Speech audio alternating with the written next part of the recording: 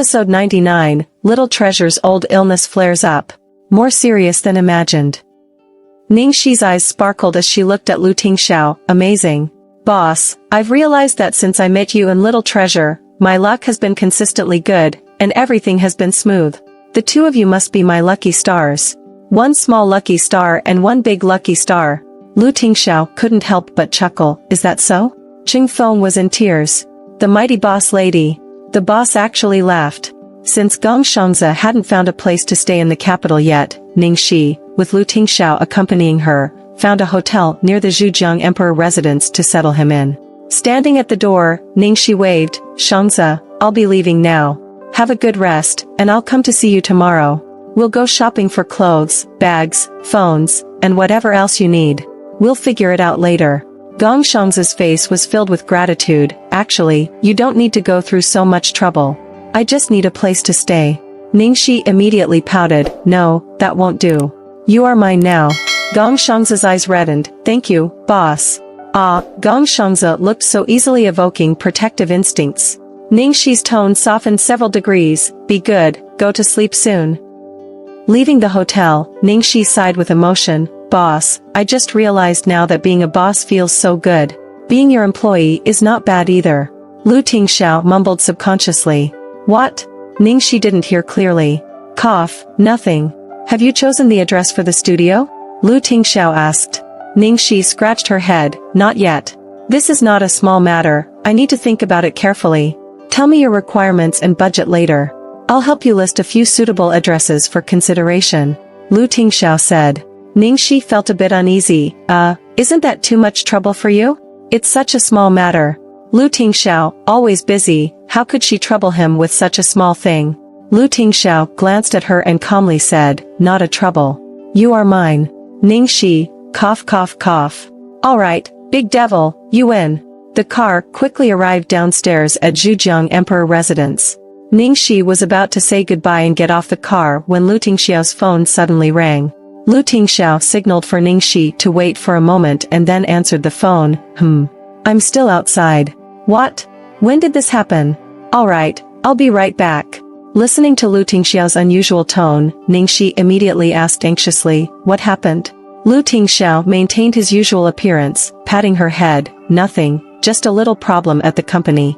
I'll go back to check it out. Don't worry, it's nothing serious. Go rest. Ningxi didn't get off the car and instead stared at him intently. Lu Tingxiao chuckled. Really, nothing's wrong. There's a minor issue with Little Treasure, he has a slight fever. You know, it's normal for children to get a fever. The doctor has already gone over, and I'll go back to see him. There's nothing major. Although Lu Tingxiao said it casually, Ningxi was still not reassured. She covered her rapidly thumping heart and had a strange premonition. Although Lu Tingxiao spoke lightly, Ningxi was far from reassured. She covered her increasingly fast-beating chest, feeling an ominous premonition. Lu Tingxiao, take me with you. I won't make things difficult for you. I'll wait outside. If everything is fine, I'll come back. Otherwise, if you send me away now, I won't be able to sleep. Seeing the girl's resolute attitude, Lu Tingxiao still did not relent, as if there was some difficult-to-speak truth. Is it okay? Ningxi held onto the cuff of Lu Tingxiao's sleeve, shaking her head nearly pleadingly. Lu Tingxiao pinched his brow, and his expression gradually became serious. Finally, he looked at her, carefully chose his words after a long contemplation, and finally said, All right, Ningxi, listen to me. Little Treasure, it's not just a simple fever. It might be a bit serious. I'll take you, but you mustn't get too agitated. As Lu Tingxiao finished speaking, Ningxi's tears had already fallen uncontrollably. Little Treasure is very serious? What exactly happened? Why did he become so serious when he was perfectly fine? You said it was just a fever. Why would a fever be so serious? You said you wouldn't lie to me, but you still lied to me. Do you have something else you're hiding from me? Lu Tingxiao didn't expect Ningxi to burst into tears like this. For a moment, he was completely at a loss. While instructing Ching Feng to drive to the old residence, he busily pulled out tissues to wipe away the tears from the girl's face. He spoke with extreme helplessness, because I was afraid you would react like this, that's why I didn't dare to bring you. Look, we haven't even reached there, and you're already like this. What will you do when you see Little Treasure later? Woo, woo woo. Ningxi cried even more violently, and her words became incoherent, not knowing what she was saying. Lu Tingxiao was completely at a loss for words, and he could only hug her, patting her back as she cried. I should have known not to tell you. Never did he expect that Ningxi's reaction would be even more significant than he had anticipated. It was almost unbearable. Ahead, Qingfeng, who was driving, was also shocked to an indescribable extent. He was not only shocked that Ningxi, this carefree and tough girl, would have such a fragile side, but more so, he was shocked that the boss had such a tender side. Today, he was truly refreshing his records of cognition too many times. What surprised him the most was the feeling between the two. It really seemed like a couple worried about their son, without any sense of awkwardness. At this moment, Ningxi was already regretting it deeply. Why did she only see Little Treasure briefly when she sent Lu Tingxiao to the old residence last time? Why did she leave so quickly? Why didn't she care more about Little Treasure? Why didn't she dare to have more contact with Little Treasure because she was afraid of the attitude of the two elders? Why didn't she have a thicker skin? After crying for a long time, Ningxi finally somewhat calmed down her emotions. Lu Tingxiao, don't hide anything from me. I want to know. Lu Tingxiao said helplessly, then promise me not to cry.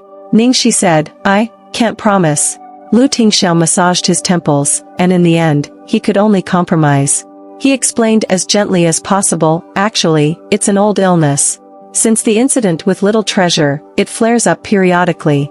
The symptoms include a high fever, but unlike a typical fever, the high fever persists, and no matter what is done, it can't be brought down. Ningxi looked anxious. How could this happen? Lu Tingxiao hurriedly reassured her, it's been more than half a year since Little Treasure had this condition. This time might just be a normal fever. Don't be too nervous. Ningxi knew that it couldn't be just a normal fever, otherwise, Lu Tingxiao wouldn't have spoken in that tone just now. Qingfeng, stop the car. Ningxi suddenly shouted at Qingfeng, who was driving.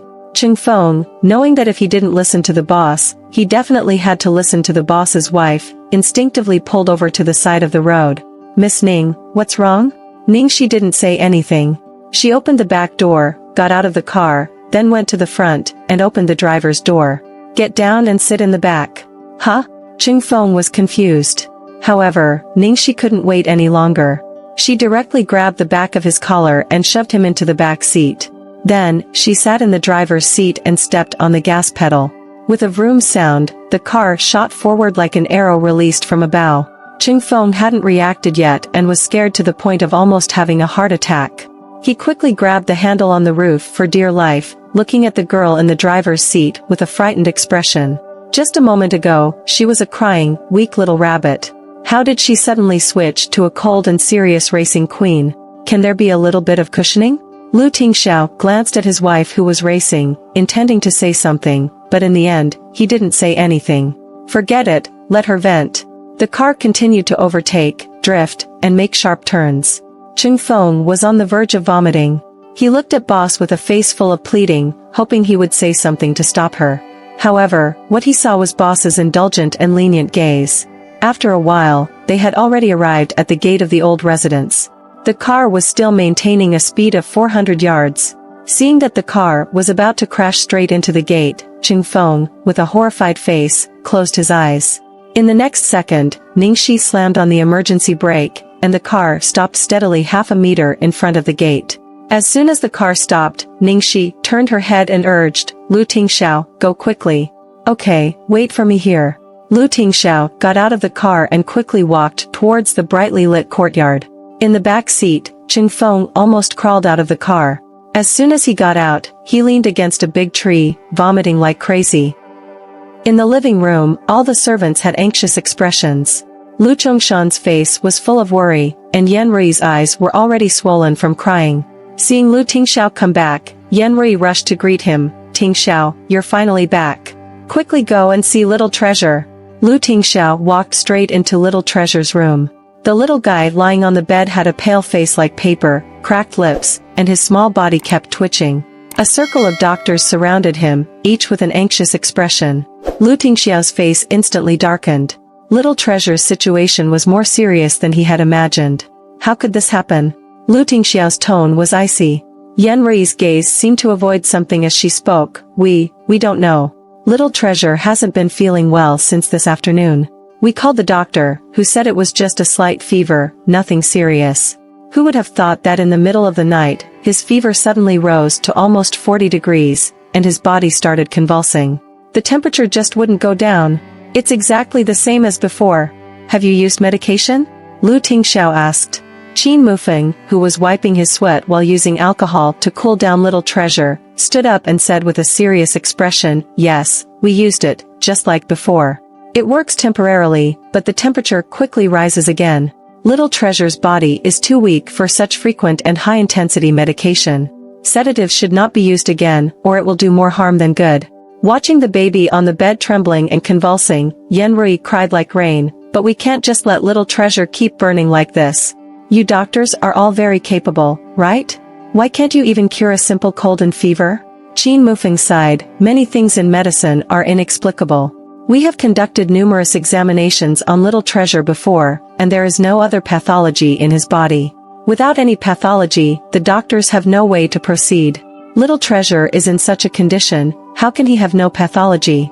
Clearly, it's because your medical skills are not good enough. Yan Rui clearly couldn't listen to any more explanations. Lu Chongshan supported his wife's shoulders and said in a deep voice, Rui, calm down a bit. How can I calm down when little treasure is like this? You doctors, one by one, aren't you all very capable? Why can't you cure a simple cold and fever? Yan Rui's emotions were out of control. Then you explain to me. What exactly is the reason? Believe there is a cause, even if you can't believe there isn't. Yan Rui insisted. Lu Chongshan's face darkened, unable to bear it any longer. He reprimanded, what cause and loss of soul? What nonsense are you talking about? Little treasure had a day off today. He didn't go to school or go out. He has been at home all the time. How could he have lost his soul? Yan Rui was still unconvinced, then explained to me, what is the reason? It's better to believe it exists than to believe it doesn't. Lu Chongshan's face turned black. He couldn't help but remind her, last time, when little treasure fell ill, I listened to you and invited some sorcerer to summon his soul. What was the result? It made little treasure's condition worse, almost. You. Now you still want to think about those messy things. Are you trying to harm little treasure? Then let's go invite Master Xianjing. Do you think Master Xianjing is a folk sorcerer? Do you want to invite him? He never interferes in such matters, and you are not unaware of it. Then you tell me, what should we do in the end? While the two elders were arguing, Qin Mufeng pulled Lu Tingxiao aside, lowered his voice, and said, actually, I still advocate for psychological reasons. Let me tell you quietly. There is a reason for little treasure's sudden change. They just don't dare to tell you, fearing that you'll get angry.